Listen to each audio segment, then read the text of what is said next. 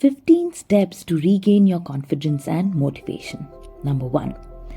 Stepping out of your comfort zone leads to growth. Number 2. Facing difficulties drives creative thinking. Number 3.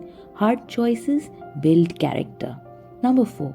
Overcoming challenges together strengthens relationships. Number 5. Performing difficult tasks build skills. Number 6. Enduring tough times demonstrates commitment. Number 7. Learning to navigate uncertainty improves decision making.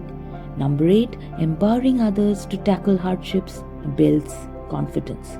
Number 9. Integrating tough lessons ensures continuous improvement. Number 10. Overcoming failures bolsters a growth mindset. Number 11.